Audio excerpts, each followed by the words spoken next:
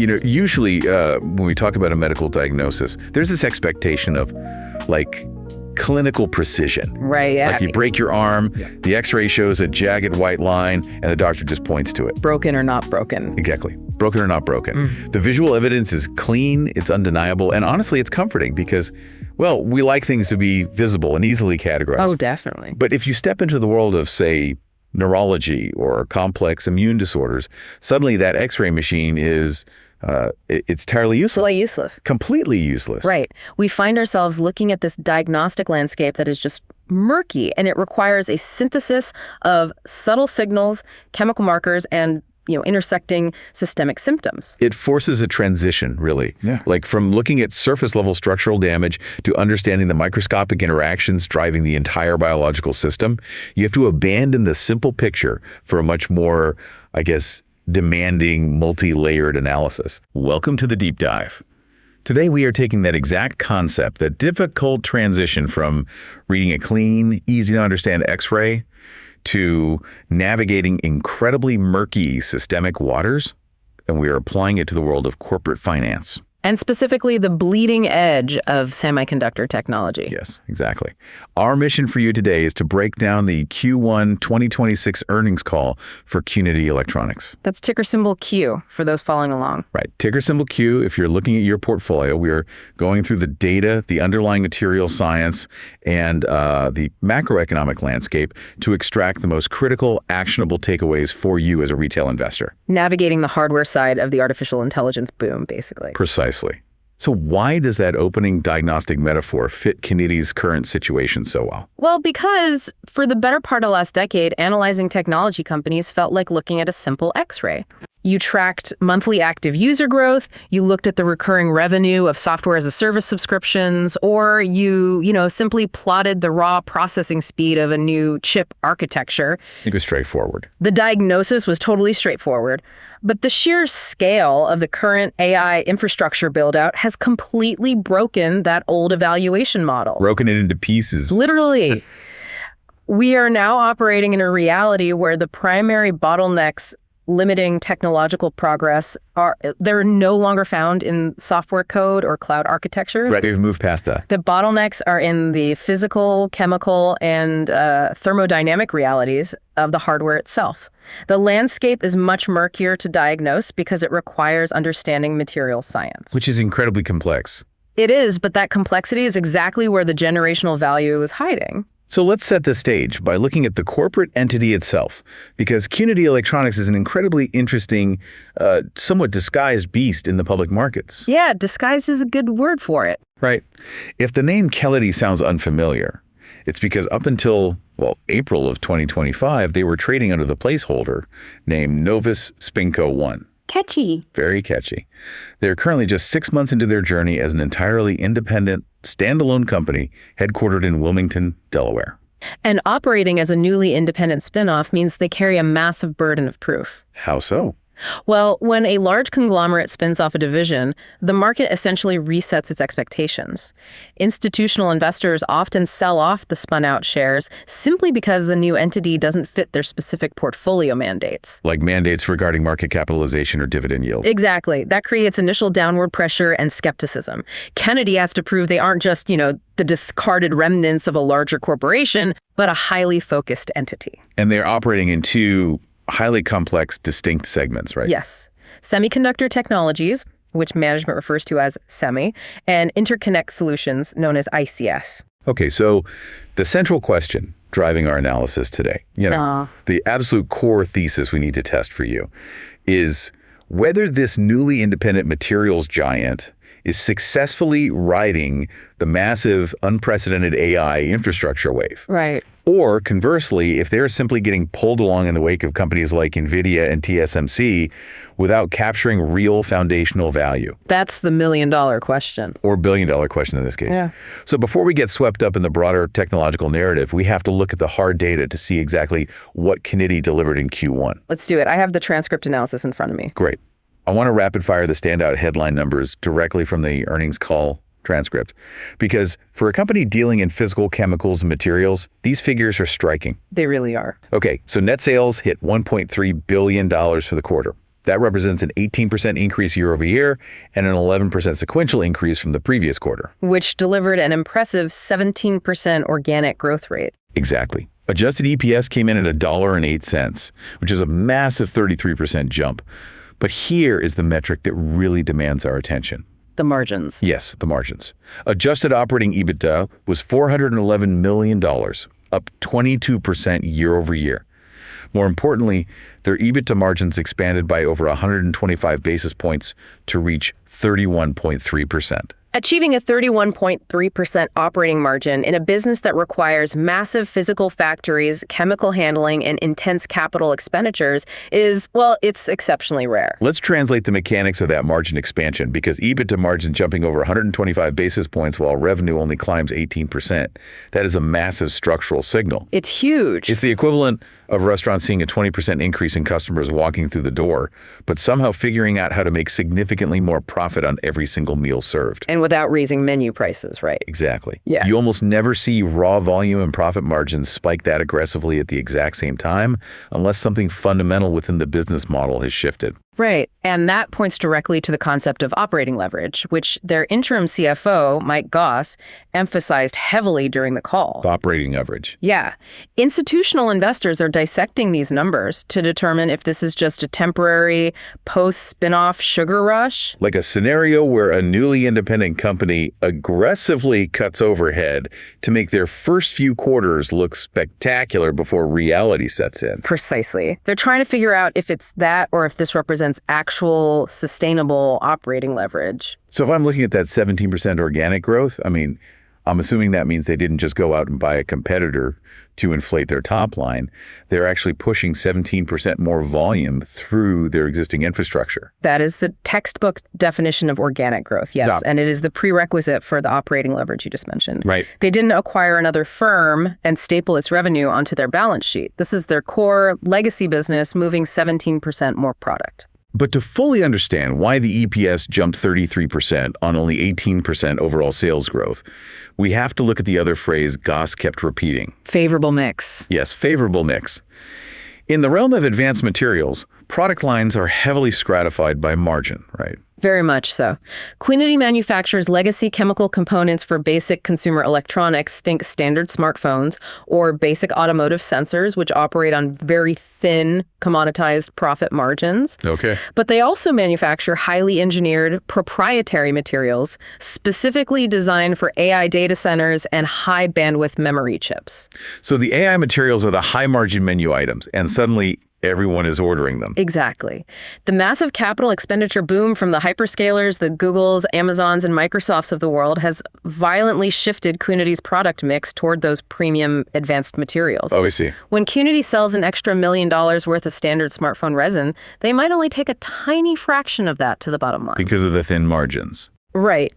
But when they sell an extra $1 million worth of advanced thermal management materials for an AI server rack, the vast majority of that revenue bypasses their fixed operational expenses. Because the factory rent, the basic R&D overhead, the administrative staff, those costs are already covered. Exactly. Therefore, the incremental revenue from the high-margin AI materials falls almost entirely to the bottom line as pure profit. Wow.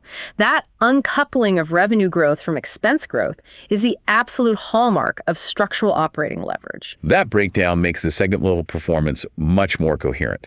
The transcript details that their semiconductor technologies segment, SANI, brought in net sales of $722 million. Which represents a solid 12% organic growth. Solid, sure. But the Interconnect Solutions segment, ICS, generated net sales of $593 million with a truly exceptional 22% organic growth. And even more jarring, the ICS margin improved by 280 basis points sequentially. Meaning from just Q4 of last year to Q1 of this year. That is incredibly fast. A 280 basis point sequential jump in a single segment indicates an explosive shift in what customers are demanding. Yeah. Goss provided the critical context here, noting that sales in advanced packaging, interconnects, and thermal management, the foundational pillars of the ICS segment, grew by more than 50% year over year. Wait, 50%. A subsegment growing at 50% while embedded inside a mature materials company reveals a massive underlying technological shift. It's unheard of for a mature company. Right. If a specific product line is growing by 50% organically, that implies the fundamental architecture of the industry is changing. Absolutely. We need to shift our focus from the raw financial data to the actual technological revolution driving this demand, because those margins aren't expanding in a vacuum. No, they aren't. The narrative driving this financial reality was articulated by Qnity's CEO, John Kemp, and it revolves around the industry's desperate transition from what he calls shrink to stack. Shrink to stack. Yes. He stated on the call, "Shrink built the last era. Stack will define the next." It's a great soundbite, I'll give him that. But if I'm allocating capital based on this idea, I need to know the physical mechanics of what that actually means. Right. To understand the stack, you have to understand the wall that shrink just hit. Okay, break that down for us. For the last 5 decades, the entire global technology sector, and by extension the global economy, has been propelled by Moore's law. The observation that the number of transistors on a microchip doubles roughly every 2 years. Exactly. The semiconductor industry achieved this economic miracle entirely through shrinking. They employed increasingly advanced photolithography to carve smaller and smaller transistors onto a flat, two-dimensional plane of silicon. Like drawing finer and finer lines on a piece of paper. Yes.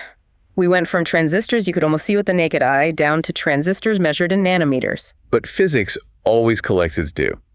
You can only shrink a physical gate so much before you start dealing with the fundamental chaos of quantum mechanics. You hit the nail on the head. The industry is currently trying to manufacture transistors at the 3 nanometer and 2 nanometer scale. Which is impossibly small. To put that in perspective, a strand of human DNA is about 2.5 nanometers wide. So we are building billions of electrical gates at the scale of individual molecules. Yes.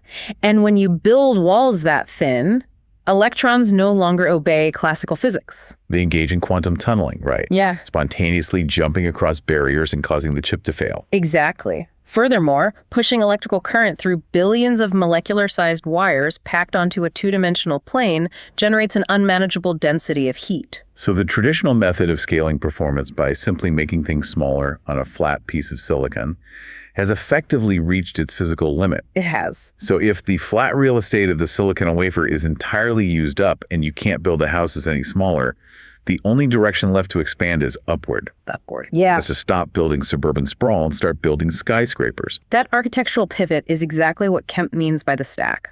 The entire semiconductor ecosystem is undergoing a traumatic, highly expensive shift from flat, monolithic chip designs to vertical 3D architectures. Traumatic is a strong word. But accurate. Instead of trying to carve one massive, impossible-to-manufacture superchip, companies are manufacturing specialized chiplets. Chiplets, Yeah. like little puzzle pieces. Yes, a dedicated logic processor, a separate memory module, an independent power regulator, and they are physically stacking them on top of one another. Or placing them side by side on an incredibly dense foundational layer. Right. The industry refers to this as advanced packaging. Thinking about this logistically, manufacturing a flat chip sounds difficult enough, but attempting to stack incredibly fragile nanometer-scale silicon wafers vertically seems like a nightmare of physics and material science. It is a nightmare. It introduces an exponential multiplier in structural complexity. I can imagine. When you transition from a single-story building to a skyscraper, the demands on the underlying materials completely change. You can't just use wood and nails anymore. Exactly. You now require microscopic structural pillars to hold the layers apart. You need microscopic elevators to transmit data vertically between the stacked chips. Oh, wow. And you require an entirely new approach to thermal management because the chips trapped in the middle of the stack have no exposure to the air. So they would literally incinerate themselves if the heat isn't actively pulled away. Literally. This architectural shift from 2D to 3D means advanced packaging relies entirely on novel, highly complex chemical solutions. That structural reality maps perfectly to the 50% hypergrowth we saw in Qnity's interconnect solutions segment. Perfectly. When Kemp talks about a multiplier in process steps and material intensity, he is talking about the physical glue, the microscopic wiring, and the structural foundations required to build these silicon skyscrapers. Yeah.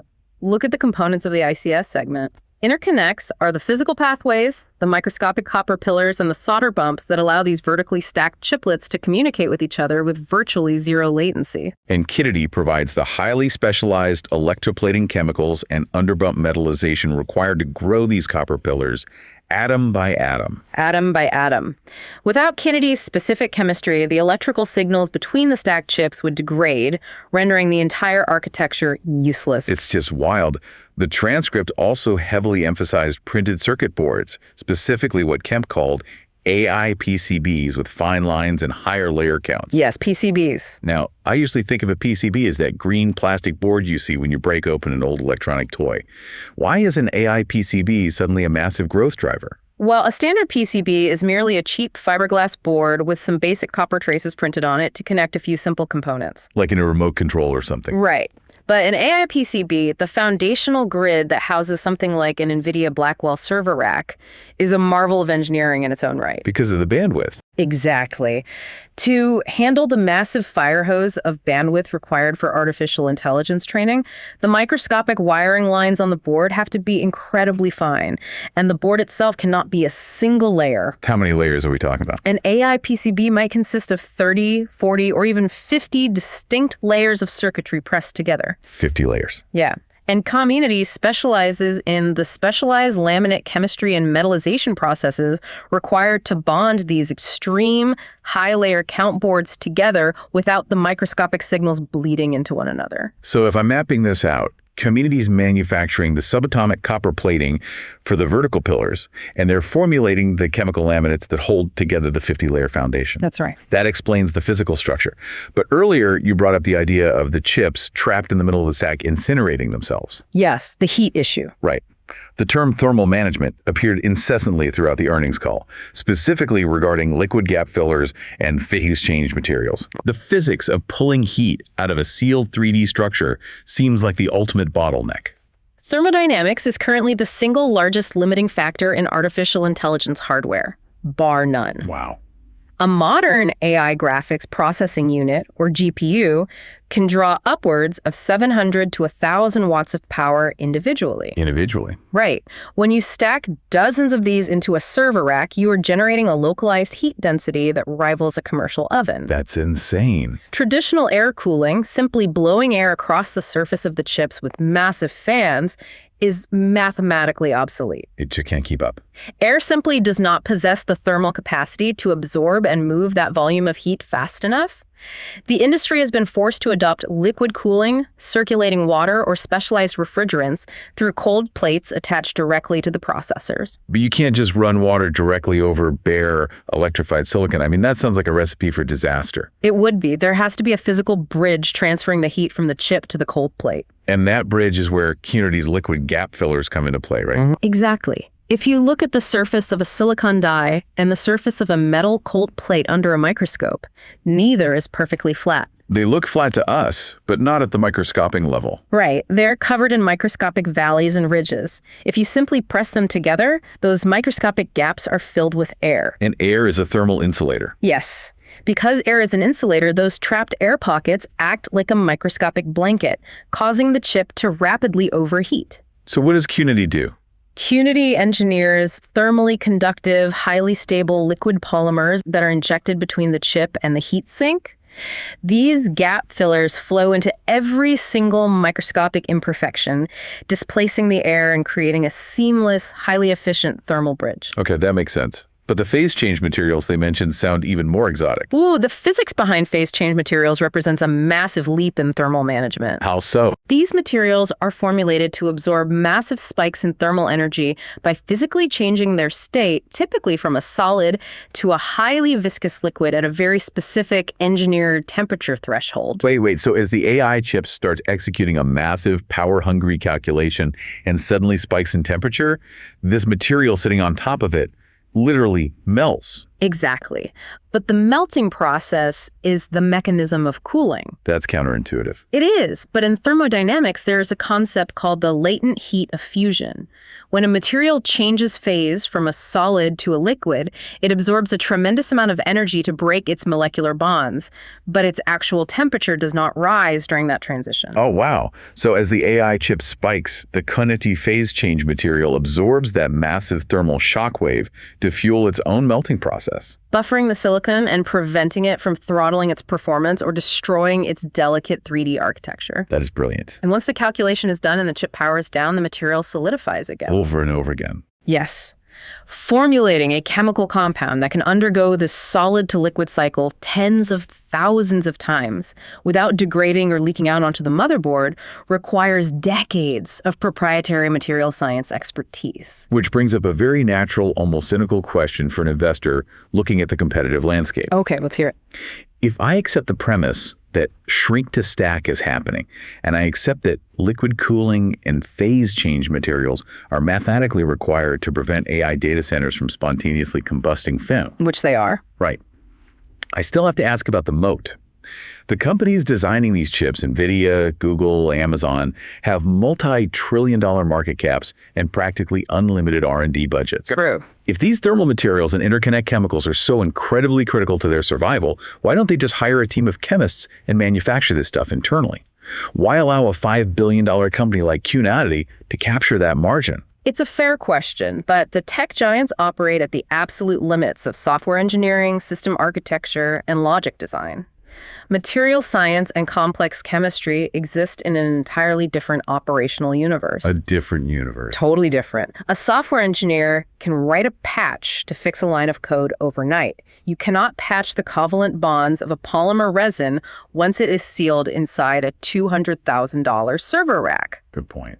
The institutional knowledge required to understand exactly how proprietary blends of advanced metallization chemicals will react to constant thermal cycling at the angstrom level takes decades of trial and error to build. So it's the classical division of labor taken to the extreme. Yes. Like the architectural firm designing the 100-story skyscraper doesn't try to vertically integrate the steel foundry. Exactly. They rely on the metallurgist to deliver steel that won't buckle under sheer wind force. And the transcript provided highly factual validation that the largest players in the world view Qnity as that irreplaceable metallurgist. It certainly did.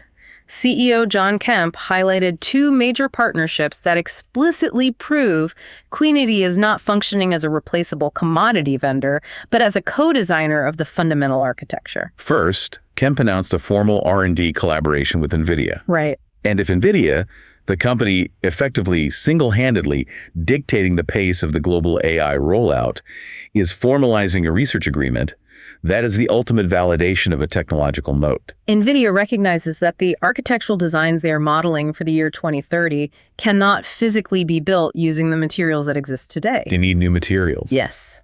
This collaboration merges Nvidia's unmatched computational modeling capabilities with Qnity's deep foundational expertise in physical chemistry. So they're working together at the elemental level to invent the advanced packaging materials, the high-density interconnects, and the next-generation thermal management solutions. Required to turn Nvidia's future blueprints into physical reality exactly.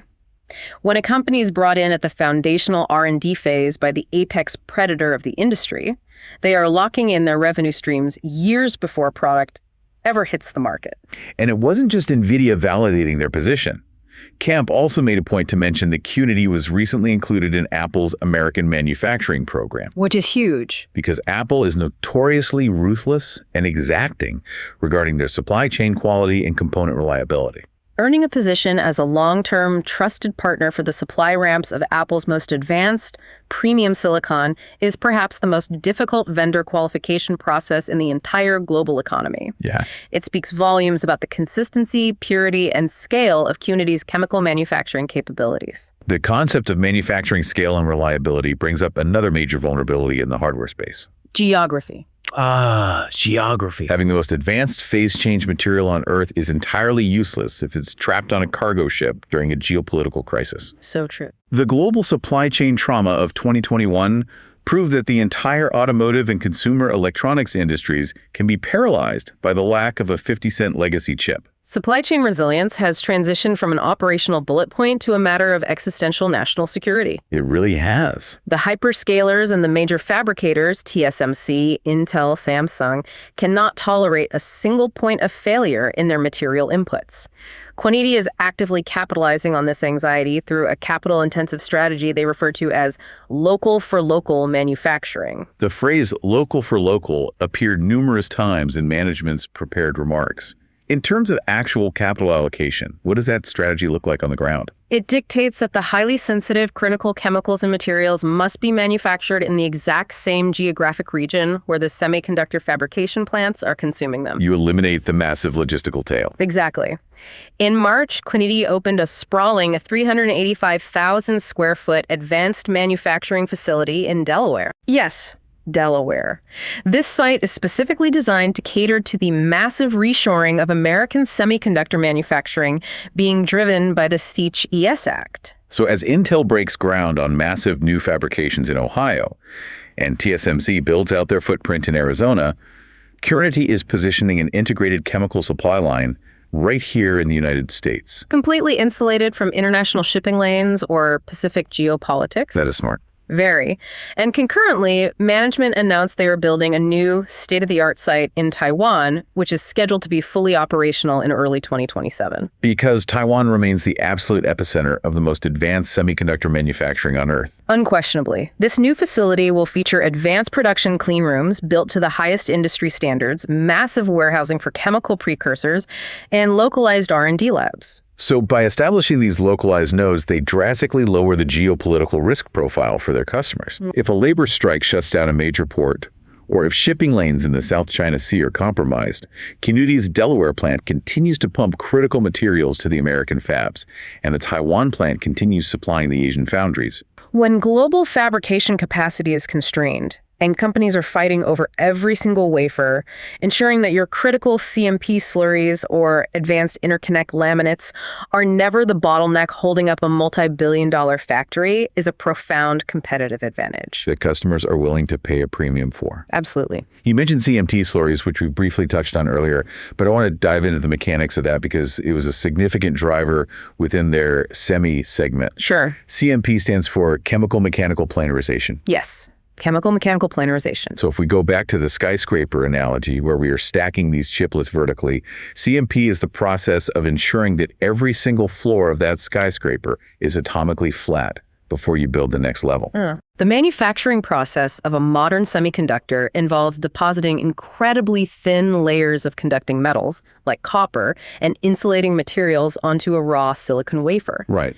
After a layer is deposited and etched, the surface of the wafer is microscopically uneven.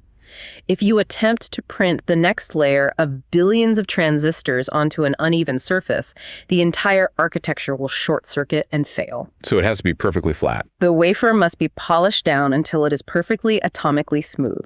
And this isn't just taking sandpaper to a block of wood. The tolerances are measured in individual atoms. Exactly.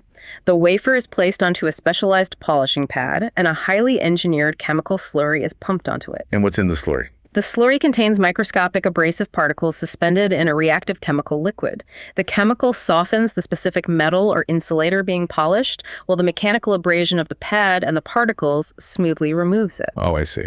And Qnity is a primary provider of both the consumable polyurethane polishing pads and the complex chemical slurries. The connection between CMP and the shrink-to-stack narrative is incredibly clear once you understand the physics. As chips become more complex, moving from a 5-nanometer node to a 3-nanometer node, they don't just shrink.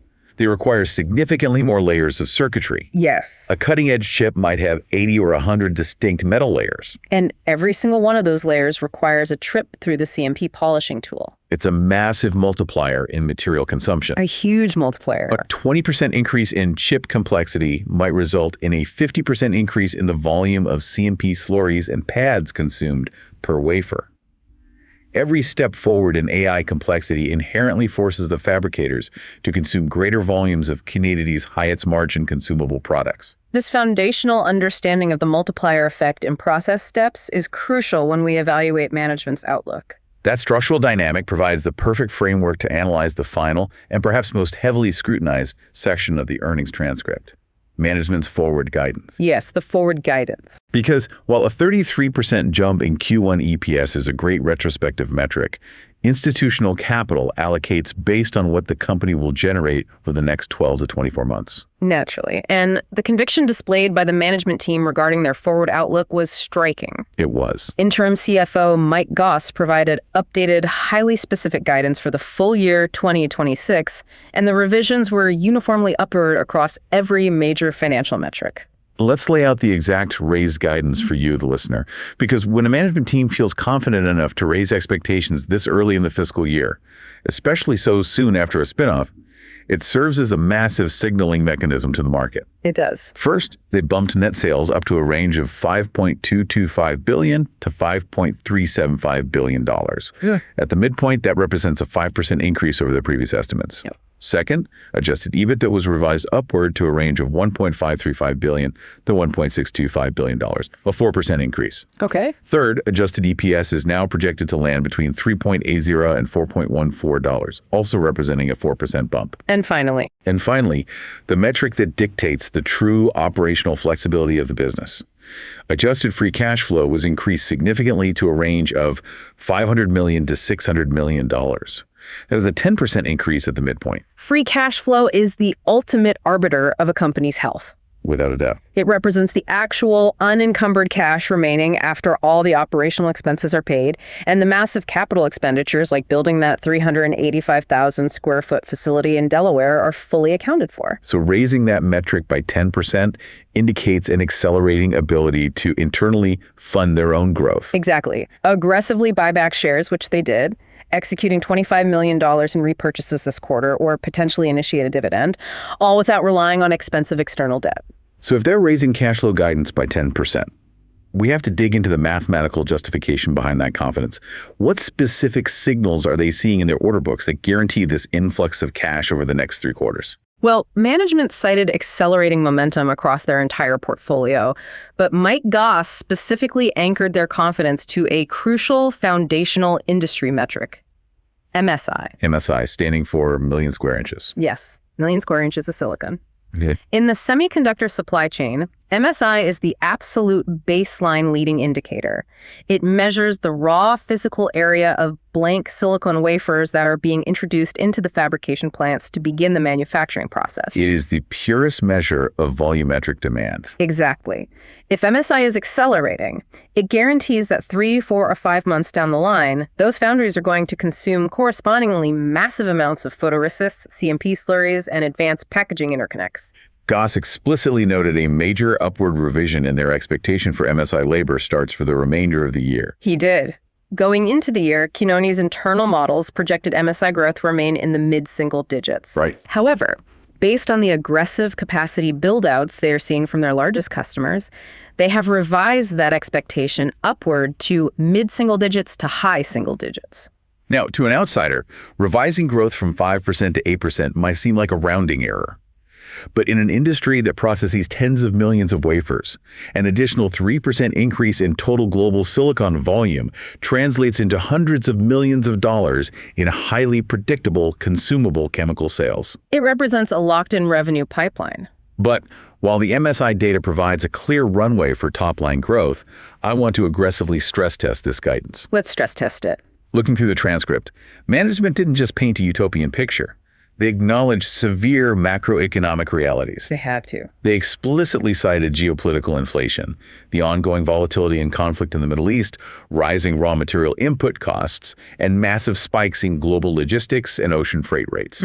So if the cost of the raw petrochemicals required to synthesize a liquid gap filler spikes, and the cost to ship it across the Pacific doubles, does that inflationary pressure simply vaporize the $500 million in free cash flow they just promised? It is the single most critical risk vector to evaluate. A company can generate massive top-line sales growth, but if they are structurally incapable of absorbing or passing on inflationary costs, their margins will collapse. Simple as that. Management was forced to address this directly. Mike Goss quantified the threat, stating that they are projecting approximately $20 million in direct financial headwinds from these raw material and logistics cost increases over the remainder of 2026. If we model a $20 million localized hit against a projected EBITDA of $1.5 billion, it certainly isn't an existential threat to the company, but it is a highly visible dent in their profitability. It is a quantifiable dent, but this is where we have to evaluate the concept of pricing power, which is arguably the most valuable and tangible asset a materials company can possess. Pricing power. Yes. Because Qnity's highly engineered chemistry is so mission critical to the functionality of their customers' products, they are not operating in a commoditized market where buyers simply pivot to the cheapest alternative. So if I'm building an AI server rack for a major data center and the final assembly is going to sell for $250,000, the actual volume of phase change thermal paste applied to the processors might only represent $10 or $15 of the total bill of materials. Exactly. But if that specific paste fails under thermal load, the $250,000 asset literally melts itself into slag. The asymmetric risk completely dictates the purchasing behavior. The cost of failure is astronomical, while the relative cost of the chemical component is negligible. Therefore, if Qnity approaches a Tier 1 fabricator and informs them that global shipping rates have spiked, necessitating a 6% price increase on a proprietary interconnect laminate, the fabricator has no leverage. They just have to pay it. They cannot halt a multi-billion-dollar manufacturing line to trial a cheaper, unproven chemical from an alternative supplier simply to save pennies on a premium product. The switching costs and the qualification timelines are far too severe. So they possess massive pricing leverage precisely because their products represent a tiny fraction of the cost, but hold veto power over the entire system's functionality. Goss leaned into this dynamic, explicitly stating that while they acknowledge the $20 million inflationary headwind, management expects to largely offset these through pricing actions in a disciplined manner. Disciplined manner. They are not indiscriminately gouging their supply chain partners, but they possess the structural power to smoothly pass those localized inflationary spikes through to the end consumer, thereby entirely protecting their 31% operating margins. Furthermore, they are actively mitigating the logistical risks through the local-for-local manufacturing architecture we discussed. By diversifying their supplier base across multiple geographic regions and aggressively adjusting their inventory buffers for critical precursor chemicals, they are physically insulating their operations from external shocks. As Goss noted, based on what we see today, we don't expect any near-term operational disruption. For a management team navigating only their second quarter as a standalone public entity, the ability to accurately forecast global MSI volume, quantify complex macroeconomic headwinds, and execute disciplined pricing strategies demonstrates a level of operational maturity that institutional investors heavily reward. They definitely do. So, having rigorously examined the hard financial data, the underlying physics of the shrink-to-stack transition, and management's highly confident forward guidance, we need to synthesize these complex variables into a clear, actionable verdict for the retail investor listening right now. Based on the totality of the evidence presented in this earnings call and the structural realities of the semiconductor market, I am taking a highly opinionated, firmly bullish stance on Qnity Electronics. Bullish. Okay. What is the core thesis driving that conviction? Qnity represents the ultimate pick and shovel play on the generational artificial intelligence infrastructure build-out. The pick and shovel play. Right. During a gold rush, the sheer mathematical probability of success favors the businesses selling the tools rather than the prospectors digging in the dirt. That makes a lot of sense. Right now, we are witnessing an unprecedented multi-hundred-billion-dollar war among the chip designers and hyperscalers. Nvidia, AMD, Google, Amazon, Microsoft, they are all pouring ungodly amounts of capital into designing the supreme AI architecture. And picking the winner is tough. Determining which of those entities will dominate the logic market a decade from now involves massive speculative risk. But Qnity is entirely agnostic to who wins the design war. They don't have to predict the winner. Because regardless of whose logo is stamped on the outside of the server rack, the silicon inside is going to run incredibly hot, and it is going to require vertical stacking to function. Precisely. Every single one of those designers is aggressively running headfirst into the exact same physical limits of material science. They all require atomic-level mechanical planarization. Yep. They all require high-layer AI printed circuit boards. They all require phase-change materials to prevent thermal runaway.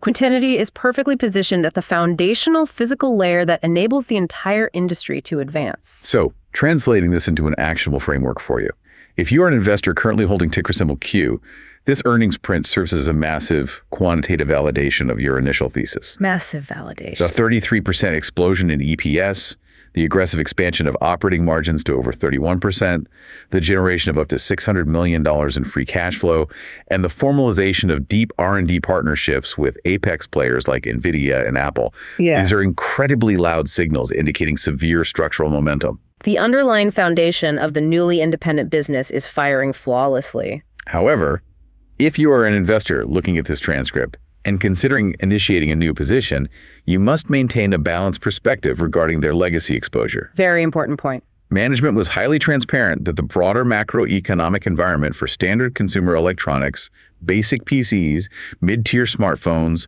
legacy automotive sensors remains sluggish. Right. Consumer upgrade cycles have lengthened due to global inflation. That softness will act as a persistent drag on the legacy portions of their semi segment. But the critical nuance to remember when evaluating that risk is the composition of Qnity's specific portfolio.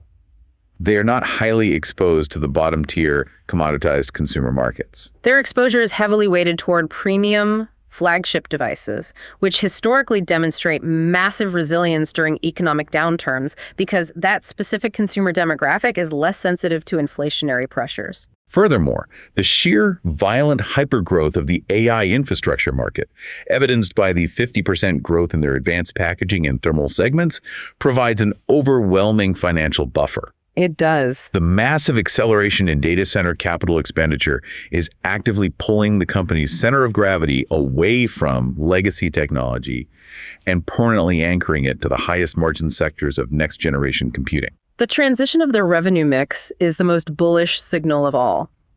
But as we synthesize this deep dive, I want to leave you, the listener, with a broader, potentially structural question to evaluate as you look across your technology portfolio. Let's hear it. We have spent the last hour documenting the terminal wall of Moore's Law. We have detailed the desperate architectural transition from flat shrinking to vertical stacking and the overwhelming heat density generated by these new AI calculations. The physical reality of it all. Right. The foundational reality is that the absolute limits of artificial intelligence hardware are no longer dictated by software algorithms or logical design. The ceiling of technological progress is now rigidly defined by the physical constraints of heat, space, and atomic level chemistry. So what's the question we should be asking ourselves? So here is the question you need to model for the next decade. If specialized materials science is now the ultimate immovable bottleneck gating the multi-trillion-dollar AI revolution, how long will it be before the market realizes that companies like Qnity, the entities actually synthesizing the physical future, should begin commanding the massive premium valuation multiples that have historically been reserved entirely for the flashy front-page chip designers themselves? Wow. That is exactly why we have to constantly recalibrate our diagnostic tools. The old tools don't work anymore. They don't. The old X-ray of software recurring revenue and raw user growth simply isn't powerful enough to analyze the AI hardware landscape. You have to be willing to wade into the incredibly complex, highly lucrative waters of advanced chemistry, thermodynamics, and material science to find the companies physically holding the infrastructure together. Well said. Thank you for joining us on this edition of The Deep Dive.